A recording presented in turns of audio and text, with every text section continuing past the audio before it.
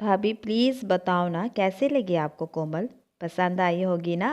वो तो है ही इतनी प्यारी। भाभी आप बताओ ना, मम्मी पापा और भैया से बात करोगी ना मेरी और कोमल की शादी के बारे में। पायल के देवर रोहन ने पूछा तो पायल बोली, सच में देवर जी बहुत अच्छी लगी मुझे आपकी पसंद। अब तो कोमल को ही बना कर लाऊंगी अपनी देवरानी। वादा है आपसे। आप बेफिक्र हो जाओ। आपके भाई और मम्मी पापा जी को मनाने का काम मेरा। लेकिन अभी कुछ दिन रुक जाओ। शारदा दीदी की ननंद की शादी हो जाए, आपके भैया आ जाए, तब उनके सामने सबके बात करूँगी। भाभी सच में आप दुनिया की सबसे अच्छी भाभी है। सच कहते हैं लोग, भाभी माँ का रूप होती है। आप मेरी भाभी नहीं, सबसे अच्छी दोस्त भी हो। रोहन ने खुशी से झूमते हुए कहा। रोहन अपनी भाभी पायल से अपने दिल की हर बात कह लेता था। दोनों हम उम्र के थे तो दोनों की अच्छी बनती थी। रोहन के भैया गोविंद रेलवे में सरकारी नौकरी करते थे। वो दूसरे शहर में रहते थे। पहले तो पायल भी वहीं रहती थी, लेकिन अभी 8 महीने से अपने सास ससुर के साथ रह रही थी। 2 महीने पहले ही प्यारे से बेटे को जन्म दिया था। पायल सोच रही थी ननन की शादी पर जब गोपाल आएंगे तो उनके साथ चली जाएगी। अब तो उसने माँ जी से सीख लिया है कि बच्चे को कैसे संभालना है। और गोपाल भी तो बेचारा 8 महीने से अकेले ही एडजस्ट कर रहे थे। रोहन, तेरे भाई का फ़ोन आया है, उसकी गाड़ी 1 घंटे में स्टेशन पहुंच जाएगी। मोटरसाइकिल ले जाओ और भैया को लेकर आओ। शाम को शारदा दीदी के ससुराल के लिए निकलना है हम तीनों को। पायल ने माँ से कहा, अरे माँ, आप और पापा भी चलना ना।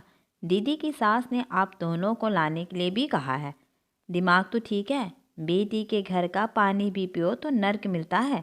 पायल की सास पुराने ख्याल की महिला थी। घर में उनकी बातें कोई नहीं टालता था। पायल तैयारी कर रही थी। शाम को ननंद के यहाँ जाना था। आज उसने गोपाल की पसंद का खाना बनाया था। पूरे 1 महीने बाद घर आ रहे थे। पायल बड़ी ही बेसब्री से अपने पति का इंतज़ार कर रही थी। गोपाल को भी गए हैं बहुत समय हो गया था। बार बार फ़ोन मिला रही थी, लेकिन दोनों में से कोई भी फ़ोन नहीं उठा रहा था। जैसे जैसे समय निकलता जा रहा था, सभी घर वालों की बेचैनी बढ़ती जा रही थी। सबके मन में अजीब अजीब से ख्याल आ रहे थे। थोड़ी देर बाद एम्बुलेंस की आवाज़ आई और सब लोग दौड़कर बाहर की तरफ भागे। एम्बुलेंस में गोपाल की लाश थी। ट्रेन पूरी तरह से रुक भी नहीं पाई थी और वह जल्दी से उतर रहा था, जिसके कारण वह हादसे का शिकार हुआ। रोहन के लिए अपने भाई का इस तरह घर लाना दुनिया का सबसे कष्टदायक काम था। मम्मी पापा पायल तो बेसुधा ही हो गए थे। पायल की दुनिया ही उजड़ गई थी और 2 महीने के बच्चे के सिर से पिता का सर उठ गया था। गोपाल के जाने के बाद हंसते खेलते घर में उदासी और खामोशी ने अपनी जगह बना ली थी। लापरवाह रोहन अब जिम्मेदार बेटा बन गया था। हर पल मुस्कुराती पायल का चेहरा अब मुरझाने लगा था। पायल हर वक्त गुमसुम रहने लगी थी। गोपाल को गए अब 6 महीने हो गए थे। पायल के मम्मी पापा आज उसके ससुराल आए थे। पायल की सास ने बुलवाया था। रोहन और पायल को भी साथ में ही बिठाया गया था। सास ने पायल के पापा से कहना शुरू किया कि शर्मा जी, पायल आपकी बेटी ही नहीं, हमारे घर की बहू भी है। गोपाल तो चला गया, इन दोनों का साथ शायद इतना ही लिखा था ईश्वर ने, लेकिन अभी उम्र ही क्या है बेचारे की। पहाड़ जैसा जीवन अकेले कैसे काटेगी।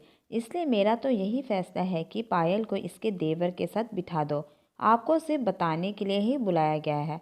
15 दिन बाद बड़ा ही शुभ मुहूर्त है। उसी दिन इन दोनों का विवाह करवा दिया जाएगा। आप कहीं ना कहीं अपनी बेटी की शादी तो करेंगे ही, कहीं बाहर जाएंगे तो हमारा बेटे को भी साथ ले जाएगी। इससे अच्छा है घर में ही रहेगी और इसका जीवन भी संवर जाएगा। वर्षों से यही होता आया है, इसमें कोई बुराई नहीं है। सास की बात सुनकर सभी लोग चुपचाप बैठे थे। किसी को कुछ नहीं समझ आ रहा था कि क्या बोले। सास ने रोहन से पूछा तो वह चुपचाप रहा। उसने कोई जवाब नहीं दिया, लेकिन उन्होंने पायल की तरफ देखा। पायल ने अपने आंसू पोंछा और बोली, माँ जी, आपके इस फैसले से मैं बिल्कुल भी नहीं मानती। रोहन भैया को हमेशा मैंने अपने छोटे भाई की तरह ही माना है। उनको पति के स्थान में कभी नहीं दे सकती। आप लोगों को मेरी फिक्र करने की कोई ज़रूरत ही नहीं है। मैं ठीक हूँ। आप सब लोग हो ना मेरे साथ। रोहन मुझसे बिना शादी करे ही मेरे बेटे को पिता का प्यार दे सकते हैं और भविष्य में कभी मुझे लगा कि जीवन साथी की आवश्यकता है और मैं मन से तैयार हूँ किसी को अपनाने के लिए, तो मैं आप लोगों को बता दूँगी। फिर उसने अपने सास ससुर से कहा, मम्मी जी, पापा जी, रोहन भैया की शादी 15 दिन बाद उसी शुभ मुहूर्त में होगी, उस लड़की के साथ जिसे वह पसंद करते हैं। कोमल नाम है उसका। इनके साथ पढ़ती है। मिली हूँ मैं उससे, बहुत ही प्यारी लड़की है। उसको ही मैं अपनी देवरानी बनाकर लाऊंगी। आप लोग शादी की तैयारी कीजिए, हम कल ही कोमल के घर चलेंगे। पायल की बात सुनकर सब निशब्द थे। सास कुछ बोलना चाह रही थी, लेकिन रोहन के पापा ने उसको रोक दिया था। पायल के मम्मी पापा को आज अपनी बेटी के फैसले पर गर्व हो रहा था और रोहन हाथ जोड़कर अपनी भाभी को धन्यवाद कह रहा था। पायल ने आज एक ऐसा फैसला लेकर 3 जीवन बर्बाद होने से बचा लिया था। अब वर्षों से चली आ रही रूढ़िवादी को आगे बढ़ने से इनकार कर दिया था। धन्यवाद दोस्तों।